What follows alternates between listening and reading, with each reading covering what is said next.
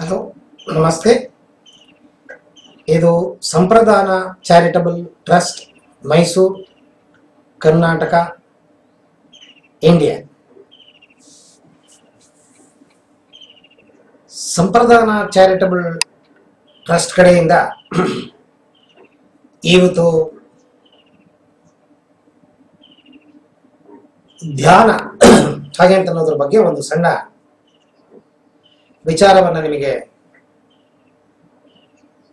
ತಿಳಿಪಡಿಸ್ತಾ ಇದ್ದೀವಿ. ಧ್ಯಾನ ಮಾಡೋದು ಹೇಗೆ,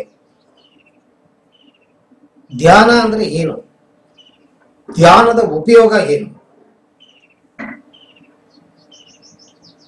ಧ್ಯಾನ ಯಾವ್ಯಾವ ರೀತಿ ಧ್ಯಾನಗಳಿವೆ, ಇದರ ಬಗ್ಗೆ ಒಂದು ಸಣ್ಣ ಡಿಸ್ಕಷನ್ ಮಾಡ್ತಾ ಇದ್ದೀವಿ. ಧ್ಯಾನ ಹಂಗಂದ್ರೆ ಏನು? ಧ್ಯಾನ ಅಂತಂದ್ರೆ ನೋಡಿ, ಈಗ ನಮಗೆ ಕಣ್ಣಿಗೆ ಕಾಣ್ತಾ ಇರೋದು ಒಂದು ದೇಹ. ಈ ದೇಹ ಬಿಟ್ಟು ಮನಸ್ಸು ಅಂತ ಒಂದಿದೆ, ನಮ್ಮ ಮಿದುಳೊಳಗಡೆ ಮನಸ್ಸು ಅಂತ ಒಂದಿದೆ. ಅದು ಬಿಟ್ರೆ ಆತ್ಮ ಅಂತ ಒಂದಿದೆ. ನೋಡಿ, ಈಗ ನಾನು ಮಾತಾಡ್ತಿದ್ದೀನಿ, ನೀವು ಮಾತನ್ನ ಕೇಳ್ತಾ ಇದ್ದೀರಾ.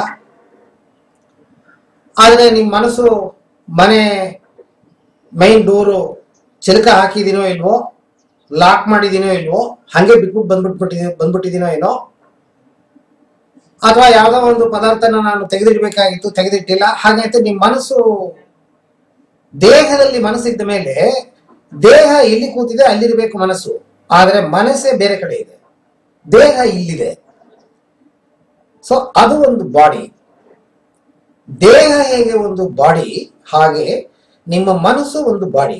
ಅದು ಬಿಟ್ರೆ ಈ ದೇಹಕ್ಕೆ ಚೈತನ್ಯ ಇದೆ. ಆ ಚೈತನ್ಯದಿಂದನೇ ನೀವು, ನಿಮ್ಮ ಕಿವಿ ಕೇಳಿಸ್ತಾ ಇದೆ, ನಿಮ್ಮ ಕಣ್ಣು ಕಾಣ್ತಾ ಇದೆ, ಅಥವಾ ನಾನು ಏನ್ ಮಾತಾಡ್ತೀನಿ ಅದಕ್ಕೆ ನೀವು ಲಾಲಿಸ್ತಾ ಇದ್ದೀರಾ. ಇದಕ್ಕೆ ಕಾರಣ ಜೀವ. ಇದನ್ನ ಆತ್ಮ ಅಂತ ಕರಿತೀವಿ, ಜೀವಾತ್ಮ ಹಾಗೆ ಅಂತ ಕರಿತೀವಿ. ಸೊ ಇದು ದೇಹದಲ್ಲಿ ಇದು ಒಂದು ಪಾರ್ಟ್. ಸೊ ಧ್ಯಾನ ಅಂತ ಅನ್ನೋದು ಏನು ಅಂತಂದ್ರೆ ಆತ್ಮ, ದೇಹ, ಮನಸ್ಸು, ಇದು ಮೂರನ್ನು ಒಕ್ಕೂಡಿಸೋದೇ ಧ್ಯಾನ. ಓಕೆ, ಈ ಧ್ಯಾನದ ಬಗ್ಗೆ ಮಾತಾಡೋದು ಮೊದಲು ಮಿದುಳು ಹೇಗಿದೆ, ಮಿದುಳು ಹೇಗೆ ಕೆಲಸ ಮಾಡುತ್ತೆ. ಯಾಕೆಂತಂದ್ರೆ ಈ ಧ್ಯಾನ ನಡಿಬೇಕಾಗಿರೋ ಜಾಗ ಎಲ್ಲಿ ಅಂತಂದ್ರೆ ಹೊಟ್ಟೆನಲ್ಲೋ, ಕಾಲಲ್ಲೋ, ಅಥವಾ ಕೈಗಳಲ್ಲೋ ಅಲ್ಲ, ಇದು ಮಿದುಳಲ್ಲಿ. ಸೊ ನಿಮ್ಮ ಮಿದುಳು ಬಗ್ಗೆ ನೀವು ಫಸ್ಟ್ ತಿಳ್ಕೋಬೇಕು. ಏನು ಎತ್ತು, ಹೇಗೆ ಅದು ಫಾರ್ಮೇಶನ್ ಆಗಿದೆ, ಧ್ಯಾನ ಮಾಡಿದ್ರೆ ಏನಾಗುತ್ತೆ, ಎಲ್ಲಿ ಹೋಗ್ತೀವಿ ಧ್ಯಾನದಲ್ಲಿ, ಇದರ ಬಗ್ಗೆ ತಿಳ್ಕೋಬೇಕು ಅಂತಂದ್ರೆ ಸ್ವಲ್ಪ ನೀವು ಮಿದುಳು ಬಗ್ಗೆ ತಿಳ್ಕೋಬೇಕು. ಓಕೆ, ನಮ್ಮ ಮಿದುಳು ಎಂಟೈರ್ ದೇಹ, ನಮ್ಮ ದೇಹ ತಲೆಯಿಂದ ಹಿಡಿದು ಕಾಲು ಉಗುರು ಬೆಟ್ಟ ತನಕ ಕಂಪ್ಲೀಟ್ ಏನೇನಿದೆ ಅಷ್ಟನ್ನು ಅದು ಮೈಂಟೈನ್ ಮಾಡುತ್ತೆ, ಮ್ಯಾನೇಜ್ ಮಾಡುತ್ತೆ ಮಿದುಳು. ಮಿದುಳು ಎರಡು ಪೋರ್ಷನ್ ಆಗಿ ಡಿವೈಡ್ ಆಗಿದೆ. ಒಂದು ಎಡಭಾಗದ ಮಿದುಳು, ಇನ್ನೊಂದು ಬಲಭಾಗದ ಮಿದುಳು. ಎಡಭಾಗದ ಮಿದುಳಿನ ಕೆಲಸ ಏನು? ಎಡಭಾಗದಲ್ಲಿ ಪಂಚ ಇಂದ್ರಿಯಗಳಲ್ಲಿ, ಈಗ ಕಣ್ಣಿಂದ ನೀವು ಏನು ನೋಡ್ತೀರಿ, ಪಂಚ ಇಂದ್ರಿಯಗಳಿಂದ ಏನು ಒಂದು ವೈಬ್ರೇಷನ್ ಸಿಗತ್ತೆ, ಆ ವೈಬ್ರೇಷನ್ಸ್ ಅನ್ನ ನಿಮ್ಮ ಈ ಎಡಭಾಗದ ಮಿದುಳು ತಗೊಂಡು ಅದನ್ನ ಅನಲೈಸ್ ಮಾಡುತ್ತೆ, ಸ್ಟಡಿ ಮಾಡುತ್ತೆ. ಏನು ಎತ್ತ ಸ್ಟಡಿ ಮಾಡುತ್ತೆ, ಸ್ಟಡಿ ಮಾಡಿ ಆಜ್ಞೆ ಕೊಡುತ್ತೆ. ಎಲ್ಲಿಗೆ ಆಜ್ಞೆ ಕೊಡುತ್ತೆ? ಪಂಚ ಇಂದ್ರಿಯಗಳಿಗೆ ಆಜ್ಞೆ ಕೊಟ್ಟು ಆಕ್ಷನ್ ಮಾಡಂಗೆ ಅದು ನಿಮ್ಮನ್ನ ದೂಡಿ ಬಿಡುತ್ತೆ. ಓಕೆ, ಅದು ದೂಡಿ ಬಿಟ್ಟ ಮೇಲೆ ಏನೋ ಒಂದು ಆಕ್ಷನ್ ಮಾಡ್ತೀರಾ. ಅದು ನೋಡು ಅನ್ನತ್ತೆ, ನೋಡ್ತೀರಾ. ಹೊಡಿ ಅನ್ನತ್ತೆ, ಹೊಡಿತೀರಾ. ತಿನ್ನು ಹೇಳುತ್ತೆ, ಬಾಯಿಂದ ತಿಂತೀರಾ. ಕೇಳು ಅನ್ನತ್ತೆ, ಕಿವಿಯಿಂದ ಕೇಳ್ತೀರಾ. ಓಕೆ, ಇದನ್ನ ಈ ಪಂಚ ಇಂದ್ರಿಯಗಳು ಏನು ಕೆಲಸ ಮಾಡುತ್ತೆ ಆಜ್ಞೆಯಿಂದ, ಆ ಕೆಲಸಗಳನ್ನ ನಿಮ್ಮ ಬಲಭಾಗದ ಮಿದುಳು ಸ್ಟೋರ್ ಮಾಡ್ಕೊಳ್ಳುತ್ತೆ.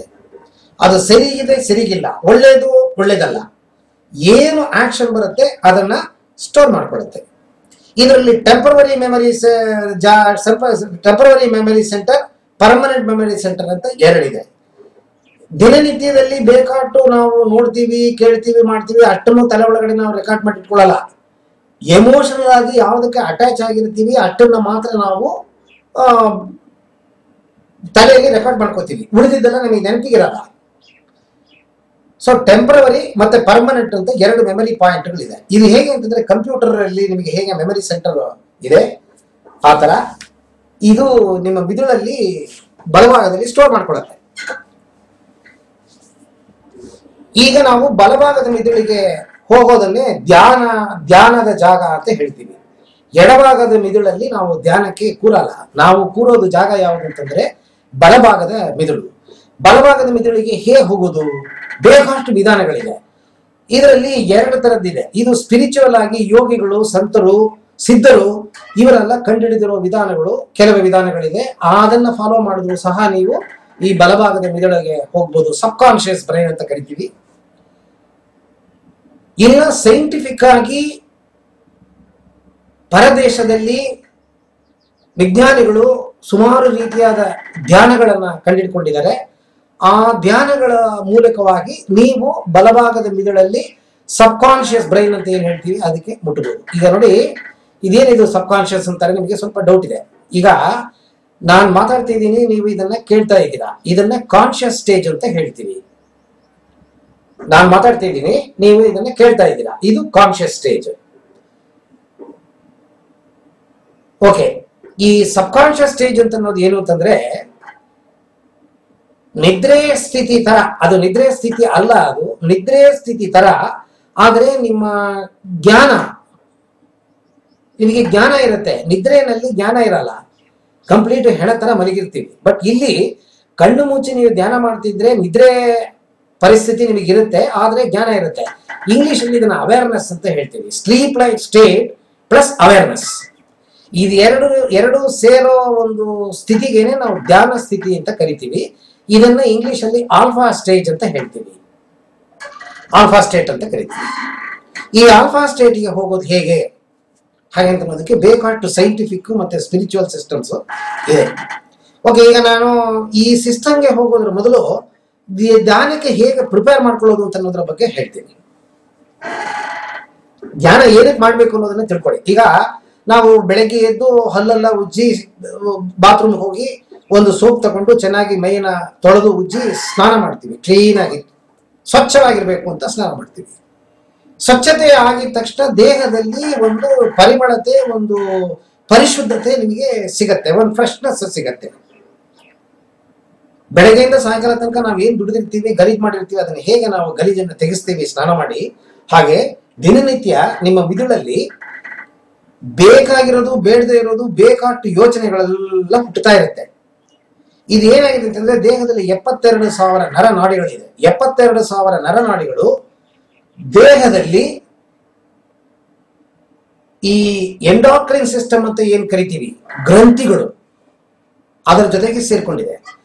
ಗ್ರಂಥಿಗಳು 105 ಮೇಜರ್ ಮೈನರ್ ಗ್ರಂಥಿಗಳಿದೆ. ಈ ಗ್ರಂಥಿಗಳೇ ಬಾಡಿ ಬ್ಯಾಲೆನ್ಸ್ ಅನ್ನ ಕರೆಕ್ಟ್ ಆಗಿ ಮೈಂಟೈನ್ ಮಾಡೋದು. ಅದು ಜ್ಯೂಸ್ ಅನ್ನು ಪ್ರೊಡ್ಯೂಸ್ ಮಾಡುತ್ತೆ. ಈಗ ನೀವು ಕರೆಕ್ಟ್ ಆಗಿ ಯೋಚನೆ ಮಾಡಿದ್ರೆ ಕರೆಕ್ಟ್ ಆದ ರೀತಿ ಅದು ಏನು ಜ್ಯೂಸ್ ಪ್ರೊಡ್ಯೂಸ್ ಮಾಡಬೇಕು ಅದನ್ನ ಮಾಡುತ್ತೆ. ಬೇಡದೇ ಇರೋ ನೆಗೆಟಿವ್, ಸಕಾರಾತ್ಮಕ ನಕಾರಾತ್ಮಕ ಅಂತ ಹೇಳ್ತೀವಲ್ವಾ, ಬೇಡದೇ ಇರೋ ಯೋಚನೆಗಳನ್ನ ಮಾಡಿದಾಗ ಈ ಗ್ರಂಥಿಗಳು ನೆಗೆಟಿವ್ ಆಗಿ ಆಕ್ಟಿವೇಟ್ ಆಗಿ ಅದು ಏನ್ ಮಾಡುತ್ತೆ ಅಂತಂದ್ರೆ ದೇಹದಲ್ಲಿ ಕೆಟ್ಟ ಜ್ಯೂಸ್ಗಳನ್ನ, ಪಾಯ್ಸನಸ್ ಜ್ಯೂಸ್ಗಳನ್ನ ತಗೊಂಡೋಗಿ ರಕ್ತದಲ್ಲಿ ಬಿಡುತ್ತೆ. ಈ ರಕ್ತದಲ್ಲಿ ಬಿಟ್ಟಿರೋ ಈ ಪಾಯ್ಸನಸ್ ಜ್ಯೂಸ್ಗಳು ಏನಾಗುತ್ತೆ ಅಂತಂದ್ರೆ ದೇಹದಲ್ಲಿ ಎಲ್ಲಾ ಜಾಗಕ್ಕೂ ಹರಡಿ ಯಾವ್ದಾದ್ರು ಒಂದು ಜಾಗದಲ್ಲಿ ಪರ್ಮನೆಂಟ್ ಆಗಿ ರೋಗನ ಕೊಡುತ್ತೆ, ಇನ್ನು ಕೆಲವು ಜಾಗದಲ್ಲಿ ಟೆಂಪರರಿ ಆಗಿ ರೋಗನ ಕೊಡುತ್ತೆ. ಅದಕ್ಕೆ ನಿಮಗೆ ತಲೆನೋವು, ಮಂಡಿ ನೋವು, ಬೆನ್ನು ನೋವು, ಕತ್ತು ನೋವು ಇದೆಲ್ಲ ಟೆಂಪರರಿ ಆಗಿ ಬರುತ್ತೆ. ಕೆಲವರಿಗೆ ಪರ್ಮನೆಂಟ್ ಆಗಿ ಬಂದ್ಬಿಡುತ್ತೆ ತಲೆನೋವು. ಹೀಗೆ ಈ ನೋವುಗಳು ಇಲ್ದೇನೆ ಕರೆಕ್ಟ್ ಆದ ರೀತಿ ಗ್ರಂಥಿಗಳು, ದೇಹದಲ್ಲಿರೋ ಪಾರ್ಟ್ಗಳೆಲ್ಲ ಕರೆಕ್ಟ್ ಆಗಿ ಆಕ್ಟಿವೇಟ್ ಆಗ್ಬೇಕು ಅಂತಂದ್ರೆ ನೀವು ನಿಮ್ಮ ಮಿದುಳನ್ನ ಸ್ಟ್ರೀಮ್ಲೈನ್ ಮಾಡಬೇಕು. ಮಿದುಳಿಗೆ ನೀವು ಒಂದು ಶಾಂತಿಯುತವಾದ ಒಂದು ವಾತಾವರಣನ ನೀವು ಏರ್ಪಡಿಸಿ ಕೊಡಬೇಕು. ಅದು ಕೊಟ್ಟರೆ ಮಾತ್ರ ನಿಮ್ಮ ದೇಹದಲ್ಲಿರೋ ಪಾರ್ಟ್ಗಳೆಲ್ಲ ಕರೆಕ್ಟ್ ಆಗಿ ರನ್ ಆಗುತ್ತೆ. ಅದಕ್ಕೋಸ್ಕರ ಕಂಪಲ್ಸರಿ ನೀವು ಒಂದು ದಿವಸಕ್ಕೆ 20 ರಿಂದ 30 ನಿಮಿಷ ಕಾಲಗಳು ನೀವು ಧ್ಯಾನ ಮಾಡಲೇಬೇಕು. ಓಕೆ, ಇದು ಈಗ ಕಾಲಾವಕಾಶ ಮುಗಿದಿರೋದ್ರಿಂದ ನಾನು ಧ್ಯಾನ ಎರಡನೇ ಪಾರ್ಟ್ ಅಲ್ಲಿ ನಾನು ಕಂಪ್ಲೀಟ್ ಆಗಿ ಇದರ ಬಗ್ಗೆ ಡೀಟೇಲ್ ಆಗಿ ನಿಮಗೆ